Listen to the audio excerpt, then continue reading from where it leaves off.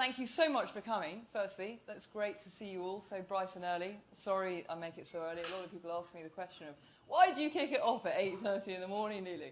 And I'm like, because most of us have a full day to get through. So, this is a kind of an extra addition on the day. Friday, because I just think it's the beginning of the weekend and I want to celebrate and have a good time and ruin my week before it happens, obviously. We stream it live, so don't worry about this from your point of view. Please still ask questions. You can interrupt whenever. It's supposed to be an informal gathering. But the basics are that I'll just do an introduction, tell you why we're here, tell you more about why Honey hosts it, and then I will be introducing our first speaker of the day, which is Shawn from Area, and then our second speaker, Tom, from Mondo. Then we'll have the panel, so the guys will sit down here, we'll have the questions. It's open to everybody here. We're also on the Twitter feed, so please put things on the Twitter feed, and I'll ask the questions on the Twitter. If you're too shy to actually speak out, that's absolutely fine. And we've also got some other questions prepared up our sleeve in case everyone's too shy. So without further ado, just to say welcome. Honey obviously hosts this event. Honey is a brand experience consultancy. So what we spend our time doing is helping companies connect, engage, and transform people's experiences in the world around them. And it's always with regards to creating commercial effectiveness. So Rip It Up was really born because whilst Honey do another event, which is about creating a debate around a small collation of people from the creative, the technology, and industry to try and create and spark a debate between them. When I was meeting and networking with speakers that speak at this event, Honey Buzz, I realized that there were some people that I was meeting that were just incredibly disruptive within their own category. They had a very succinct message, and it just needed to be shared. They needed to have a platform where they could just speak about what they're doing to spark people, especially people perhaps who don't understand that new business models are frankly the norm, and working out what we did before and adjusting it slightly is not good enough. Technology is allowing us to be much freer, to enable us to break through and state the obvious, make commercial effectiveness now, and a company doesn't necessarily have to be 100 years old. A company can be successful for 4 years, and that's great. It's a whole new world, and we're just embracing that, and I want to give a platform to those people. So if anybody knows anybody that's created something very disruptive, and it's normally based on technology, obviously, we want to hear from them, and we want to help and support them communicate to the outside world. So that's really Rip It Up, Start Again, and why we're here. So without much further ado, I'd like to introduce Shawn to take the stage and tell us all about Area, which no one knows about up until now. Thank you.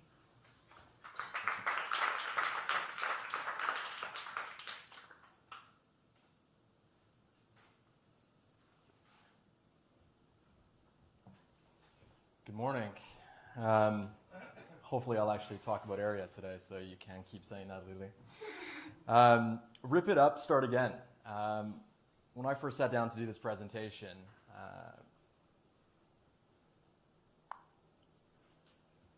having some tech issues here. Oh, sorry.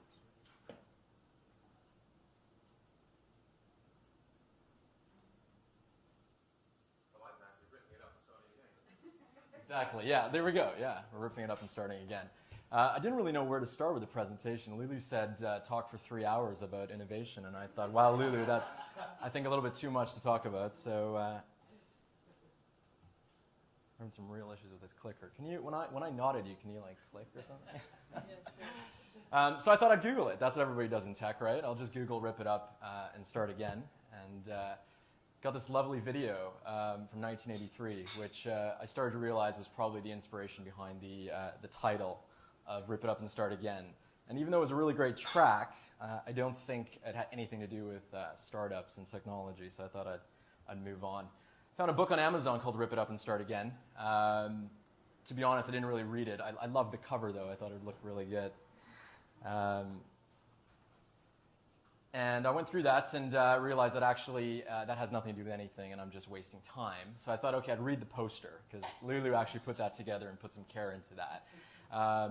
And to be honest, I was a bit still lost about what to fill a good 20, 25 minutes with. So I did what anybody does. I did a tag cloud with some words from the presentation. Normally this would move nice quickly, but that's not happening today. But it's Friday, 8:30 a.m. in the morning, so I realize that you guys are probably half asleep, and if I talked about that kind of stuff for a good 30 minutes, then everybody would be a bit bored. So I thought, let's air an episode of Silicon Valley from HBO. That'll cover all of the points that we want to cover, and people will walk away with a bit of entertainment value. I thought you were joking. Well, go back a slide, because you're in this, actually, Lulu. So I asked, can we play an episode of Silicon Valley for 30 minutes? Lulu wasn't too excited about that. She was concerned that you guys wouldn't be able to sit through that. And then I heard back it's very expensive to actually air an episode of HBO Silicon Valley. So I thought, let's just skip that and talk about stuff that we actually want to talk about. So my name's Shawn Zvinis. I'm one of the co-founders at Area. We're a property tech startup. And I just want to talk about kind of a dirty word here, disruption, because it kind of came up in the poster. People talk about it a lot. And what is it? I mean, I've got question marks on all this because I don't think I have the answer. Is it starting from absolutely nothing? Is it rethinking something?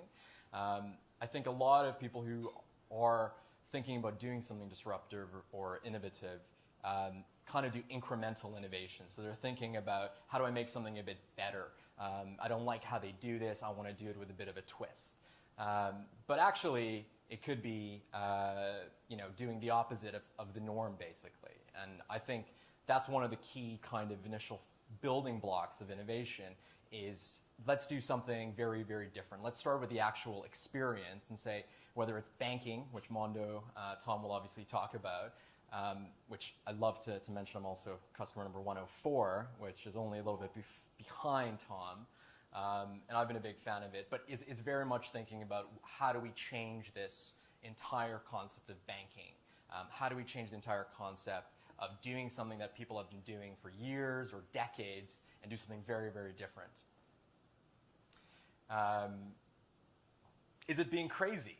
I know it sounds a little bit foolish, but if you actually think about really crazy ideas, you come up with something that may not actually be doable. You may not be able to implement it.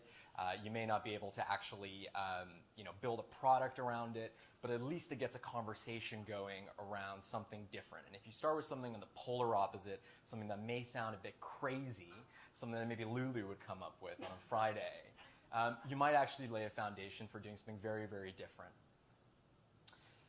So just go back one. So the problem with disruption, and I'll kind of go into a couple different case studies of things I've done over the years, is that if you really go out to the polar opposite and do something a bit crazy or come up with something that people aren't used to, you get this, I don't get it. Like, what is it that you're trying to do? Why are you doing this? This is stupid. I can't tell you how many investor conversations you have. You try to talk to people in the space and think, I don't get it. I just don't understand why it is that you're doing that. And that's like one of the hardest things if you want to do something disruptive, is when people are literally knocking you down right at step 1 or step 0 even. So they just don't get it. So why would I want to do that? It's usually the next question. So it's like, oh, you built this really cool thing. I kind of get it now. You've passed that point, but like, why do I want to do that? I do things the way I do them right now, and it works for me. I'm kind of happy. So why would I want to go and use this new product or this new service that you guys have come up with? And that's like the second hurdle of really doing something disruptive, is you really need to start to build a community. You need to start to build a following. You need to get people behind you so that they actually do what you want them to do. And then usually it moves along into something about, why are people using that? So the people who actually didn't believe in the idea, or they thought the idea was crazy, see other people using the product and they think to themselves, why is that person using that product? Why are they using Mondo? I'm going to use Mondo just to like warm Tom up so that everyone gets excited about it. But why are they using that product? Why are they not just using a competitive product, or why are they not going and doing what they used to do for the last 10 years, the last 20 years?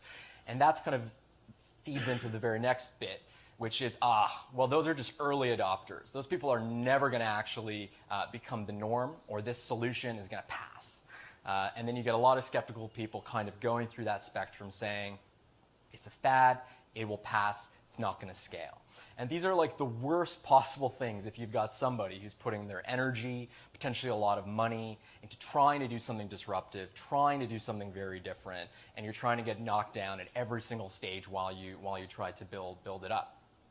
But when they get it, they get it. And that's the really interesting thing when you start to build a community and you start to get people who actually understand what it is you're trying to disrupt, why you're trying to disrupt it. And they will become your biggest advocates, your biggest fans. In some cases, they'll even become your employees. And that's the really kind of maybe feeling you get that gets you actually through all of those hurdles of people knocking you down, is when you get one person who says, I know why you're doing this, I get it, I'm going to use it, or I'm going to help you in some way. And that's that really, really powerful effect of when you actually are doing something interesting and disruptive. The key there, emoji key, is that it doesn't happen overnight. And that's the thing, is that you really need to have a thick skin to try to do something disruptive or try to do something that goes against the grain or against the norm. And you have really tough, really sad days where you sort of are beat up and you think that this is stupid, and nobody's ever going to use this product. And then you have peaks. And those are the peaks when you've got your sort of community, or you've got an investor who've said yes to you, or somebody's come along and you've got some PR coverage or something like that, and that picks you up. But you go through that over and over and over again. But it doesn't happen overnight. So I just want to highlight a couple brands, because I do need to pad this conversation with at least 30 minutes of irrelevant slides. Red Bull, I just think is such an interesting brand, because what have they actually done disruptive? Well, it's like a soft drink. It's got caffeine, it's got some other stuff in it. But I tell you, every single country I've traveled to in my lifetime, I see Red Bull at the checkout. I see Red Bull on TV, their events, and all that kind of stuff. They've sort of had a very long-term vision about what it is that they want to do. And that's really that perseverance of people saying it's just another soft drink, it's just another brand. But these guys have really created a community of evangelists, a great brand, and really marketed this proposition. Airbnb. I hate this whole raise your hand kind of thing, but like who has used Airbnb? Like literally all of the room, if anybody's kind of streaming this. And that's so interesting, because the story kind of the early investors in Airbnb were that they didn't even believe in the actual concept. They thought it was absolutely ridiculous that anybody would actually go and sleep in somebody else's home or flat. And now all of us do it. Many of the cases are really, you're not really staying with somebody else, but people do actually stay in other people's homes. And that's that kind of idea that, if you want to do something disruptive, 99 out of 100 people are going to tell you it's foolish, it's stupid, it's never going to work. But again, if you've got that sort of long-term vision, and maybe you can't necessarily articulate it to every sort of customer or every investor or every sort of press contact you speak to, but at least you have this kind of big vision in the back of your head, and you're going to follow through on that. And I think Airbnb is a great example of that, because it continues to disrupt not only the hotel industry, but it's actually having some counter or negative effects in some communities where people are struggling to find homes for themselves.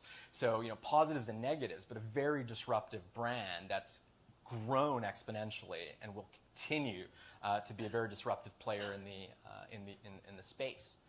And Netflix, and I just really love the Netflix example, because I remember when Netflix first came out and it was actually a DVD, and I used to fill up the queue, and then you'd return the DVD and all that kind of stuff, and you thought, this is going to die as soon as everything else kind of moves forward. And the truth is they had a plan, they had a vision, and people thought, okay, this isn't a disruptive business. But behind it, there was a really, really ambitious strategy about evolving with technology, evolving with what consumers are interested in, and most interesting for me as well is that the perspective that's actually a huge technology company doing a lot of innovation in terms of infrastructure and how they actually test and build their product. So you look at just these three companies and you realize that executing a long-term vision is actually a huge component of trying to do a disruptive business. And you got to get knocked down, you got to get up. You got to get knocked down, you got to get up, and you got to keep doing it. And even if people don't understand, every day you can obviously make small changes to the product, You can do more customer development. You can evolve it. And in the kind of land of private funding or investment, you got to hit your metrics and keep the company going, basically. But you still have to have that long-term vision to do something really disruptive. So the problem is that disruption is actually really, really difficult. And disruption, even though I think it's a dirty word and it's a bit kind of hard to swallow, it's been like the vein of my existence for at least the last 5 years as I've been trying to build technology companies. So I'm just going to kind of go through 3 companies, finishing obviously with Area, what I'm working on now, to just talk a little bit about what was disruptive with those products, what were some of the hurdles, and what were some of the lessons learned about trying to do something that people didn't necessarily understand from the get-go. So I started a company called Tab in 2012, which was basically direct debit and loyalty for brick and mortar shops. And actually, funny, I don't know if Tom remembers, but we were one of the first customers to use Go Cardless, one of his previous companies, to actually fulfill this concept of being able to open a direct debit with your favorite coffee shop or your bar.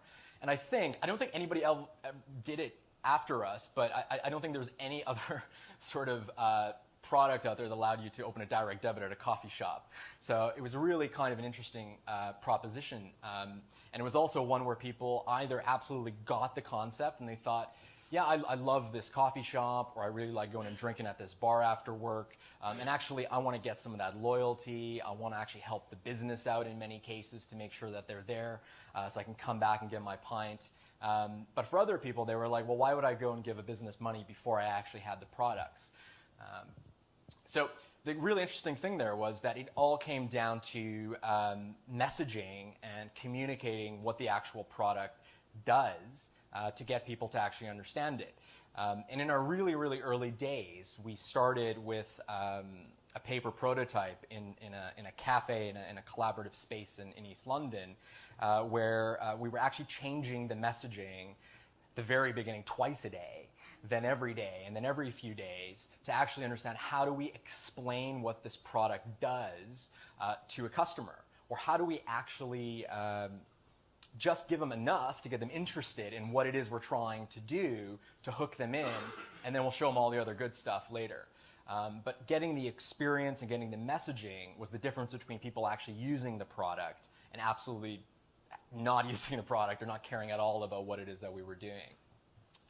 The other thing that we experienced is if you want to do something quite disruptive and change a habit or change something that people have been doing for a long time, don't do it in a business to consumer situation. Because not only are you trying to convince another business, i.e. a coffee shop or a bar or whatever the business may be, that this is a great thing that you should offer to your consumers, you then need to go and explain it to all the consumers.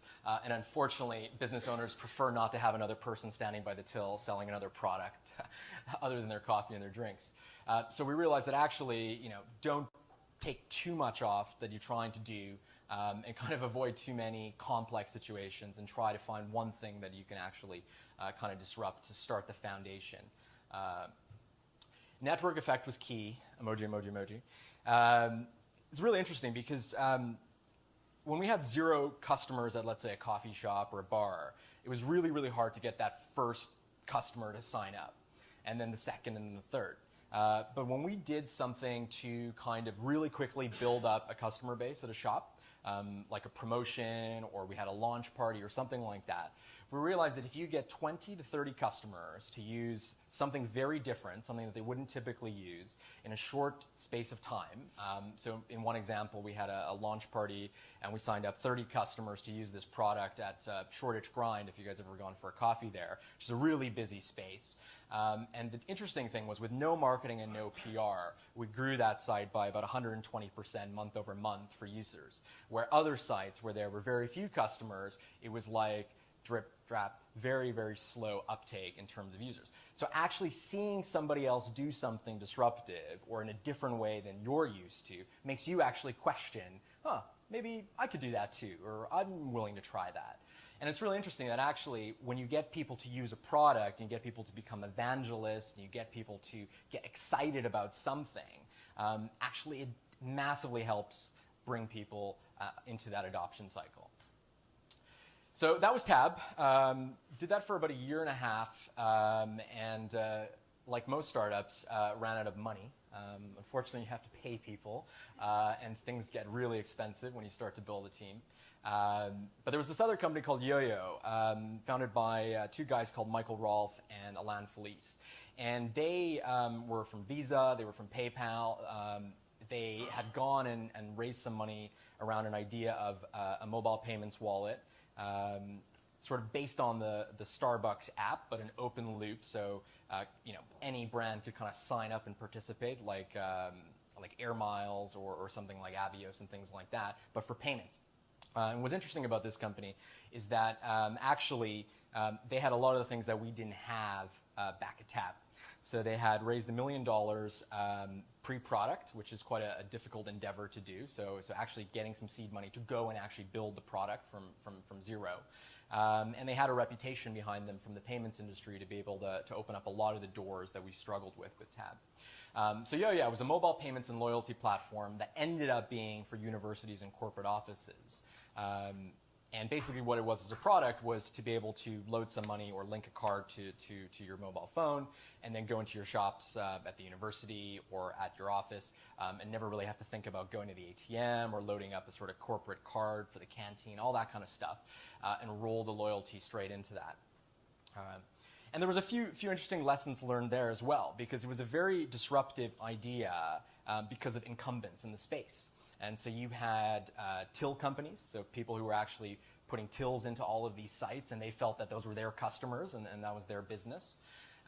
You had different sort of payment players, banks trying to put different technology or work with the universities and corporate offices to bring contactless in or introduce a different type of wallet and things like that.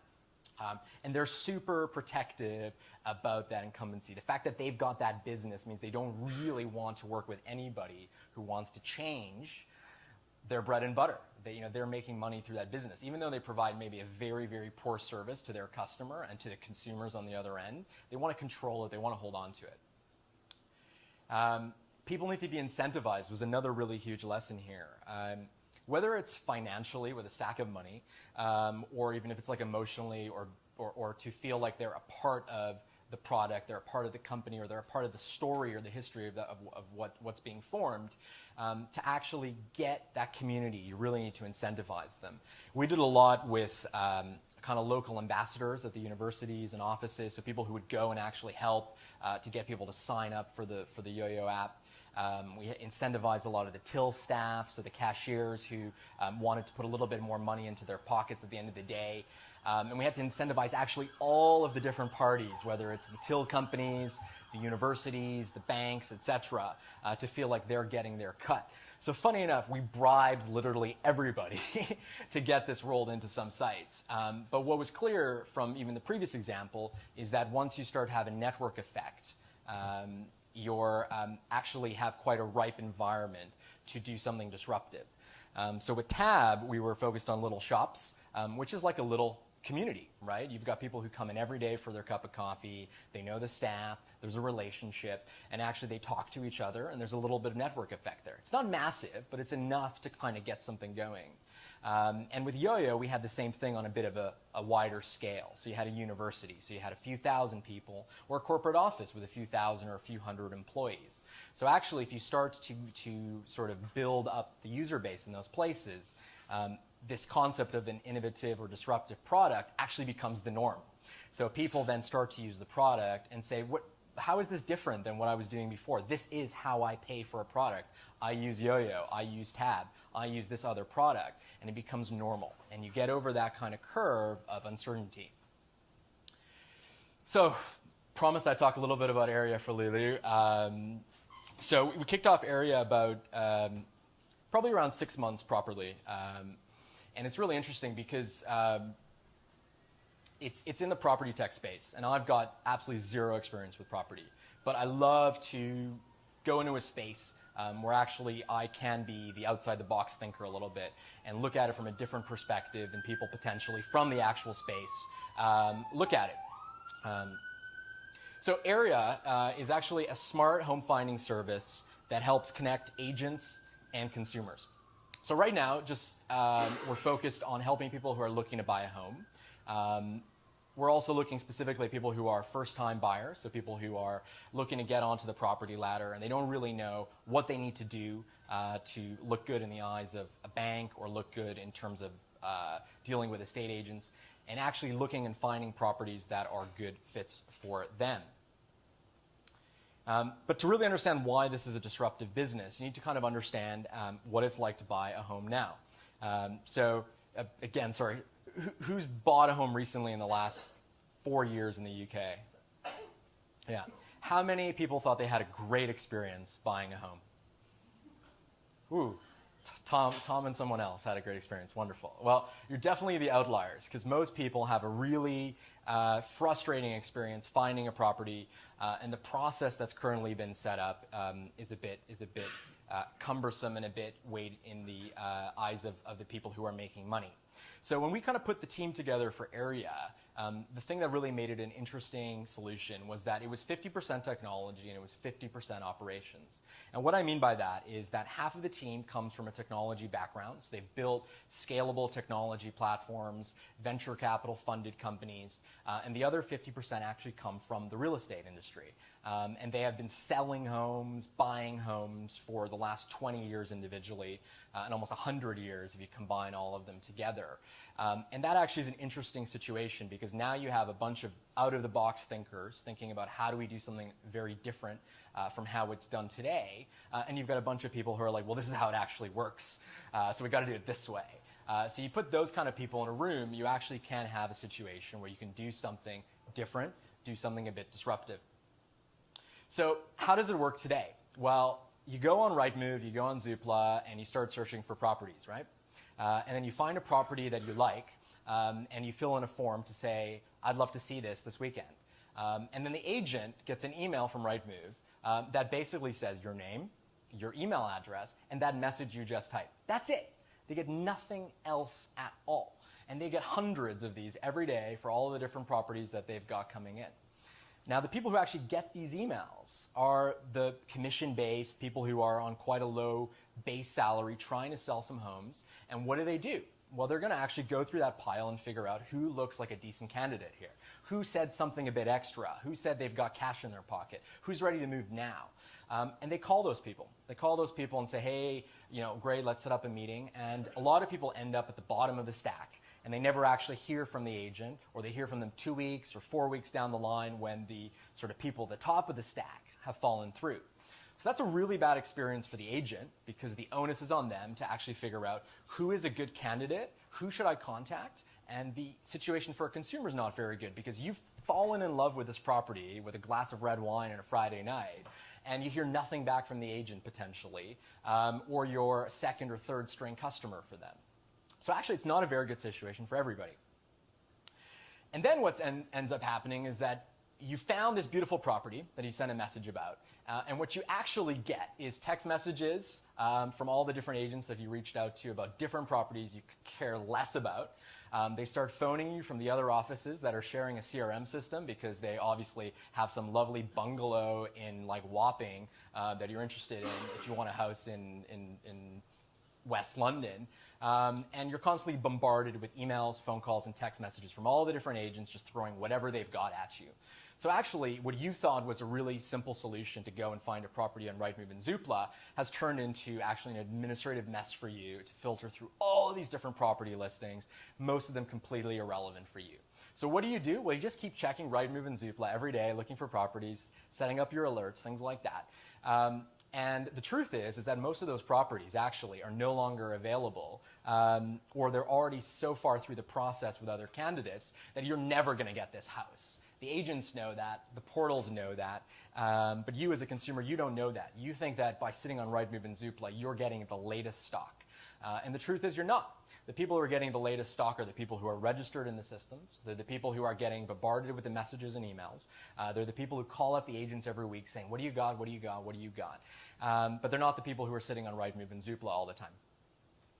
So Area is actually a new way to find a home. And for us, it was really about rethinking the whole idea of how to find a property. At the moment, the onus is on you as a consumer to go and register, filter through all the noise, and see if you can find something. But actually what we've done is we've flipped the idea to say, actually, let's get agents to work for you. Let's cut out the portals because they're just creating a layer of noise and a very expensive layer for a lot of the agencies. So what happens with Area is you go onto Area, you get hooked up with a property buying expert who's there to understand what it is that you're looking for. We build a structured search so we understand if you want a bungalow or if you want a flat, if you would like Tudor or if you want a pink house, which is going to be a lot more difficult to do. But we really understand what it is you're looking for, your lifestyle, your situation, etc. And what we do is, rather than signing up agents, we do exactly what Rightmove and Zoopla does, is we act as basically a middle party to go and represent you as the buyer with all of the agents in the area where you're looking for a property. So we'll take the phone calls, we'll take the emails, we'll process everything. We'll make sure that you look the best so that you end up at the top of the stack. So we make sure that you've got all your T's crossed, your I's dotted, any documentation you need, whether you need help getting a mortgage or you need help getting a solicitor lined up. We make sure that nothing falls through the gaps and that you are the best possible buyer for any property that comes across. Agents then send us properties just like they send properties to regular consumers, just like they do it through the people who have registered individually, but without the noise. And what's cool about Area is that actually we build a structured search. So if we know that you don't like Tudor properties, we're not going to send you Tudor properties. If we understand that you've got a family and you live out of London and you commute into work and you're looking in, let's say, Cambridge, well, maybe there's another area of the UK that actually fits 85% of what you're looking for. And when we start sending you properties, we want to really understand what you like about them and what you don't like about them. So if you tell us that you don't like that Tudor property, let's learn that. Let's make sure we don't do that for you. Let's learn that actually you like 2-floor houses, or you're only looking for bungalows, or you need to have a big backyard, or you want a pool. A pool is a must-have. There's no pool, no house. Forget it. And we actually evolve the search so that over time, you're only getting the most interesting properties without sitting on portals, without the noise, and actually most importantly, because of the relationship between how we work with agents, we're actually getting properties before they go onto the portals. And this is a really interesting caveat here, that if you want to get, or you want to see a property before anybody else sees a property, you need to be on the phone with the agent every day. The reason is, if you're not in their CRM system, if you're not in contact with them, they're going to go to the people who are in the CRM system. So by the time it ends up on the portal, you've already gone to all of the best customers, the customers that are already in the database, so you're actually missing out on a lot of properties. They're not going to tell you this, but the most recent, newest properties are not yet on the portal. So if you are looking to buy a property, you need to be connected with the agents. You need to have that first access to those properties. And so this is what agents get with Area. They get qualified leads earlier in the process. So normally you were finding that 2-bedroom house in Shoreditch, that's how you reached out to the agent. Well, actually now what's happening is we're just letting the agents know that Jackie here is looking for a property in Shoreditch before she's actually found a property. So they can put this qualified lead into their CRM system, so Jackie can hear first about the latest properties coming onto the market even before they appear on portals. So for us, it was really important that if we wanted to change a system that's existed for over a decade now of portals, Rightmove, Zoopla, and recently on the market, they're actually the same product for you as a consumer. They're the same system, the same process. So if we wanted to disrupt this and we want to do something very different, we couldn't be reliant on those databases. We cannot go to that stale database of properties because that's not going to help you as a consumer find your dream home. And we really wanted to lay the foundation of a good stack of technology to make sure that we can actually build an innovative product. And the most interesting bit that we're doing is this search criteria that evolves over time. So when we start to understand what it is that you are looking for in a home or in your lifestyle, etc., we actually start to learn and start to understand that. And every time we send you a property, we'll ask you as well, what is it that you liked about this property? What is it that you disliked about this property? And so we're always evolving your search. So actually, we want to be a bit smarter than you almost to tell you what it is that we think you're looking for as a consumer. So the kind of learning from some of the earlier products and what we're doing with Area now is that we're launching in key areas. So we're not launching it as a national product. We're not launching it with huge fanfare. We're actually really wanting to learn, how do we deliver this fundamentally different experience of buying a property in the UK. And we're doing that in isolated areas, just like we did with universities and corporate offices. So we're actually launching in Brighton, and we're in Cambridge at the moment as well. And those are two areas where we're actively looking and we're dealing with a small selection of customers to actually help them find a home and actually evolve the product and take it a bit further. So I know in many of these situations people love to help, or they want to see how they can help startups. So if anybody's looking for a home in Brighton or Cambridge, I'd love to hear about it. We'd love to help you buy a property in those areas. Or if you know anybody who works in the real estate industry in those areas, please, love to hear after. Pre-register at myarea.com. We're going to be covering about 21 different areas of the UK, hopefully later this year. And so if you are thinking about buying a home, or you're actively starting to look to buy a home, we want to help you, and we really want you to help us as well to understand how do we make the process of buying a home from start to finish easier for you as a consumer, less stressful, and so hopefully in, let's call it a decade, people put their hands up and say, actually, it was a decent experience. It wasn't really a process that we disliked. And yeah, if you have any questions or you want to get in touch, please do email me as well, Shawn@myarea.com. I'd love to hear about your previous home buying experiences, what was actually awful, what actually was okay, who's good, who's bad. We'd love to hear as much as we can from anybody to help us through the next few months as we build this product and this company up from really absolutely nothing. So thank you very much. I hope that was a decent.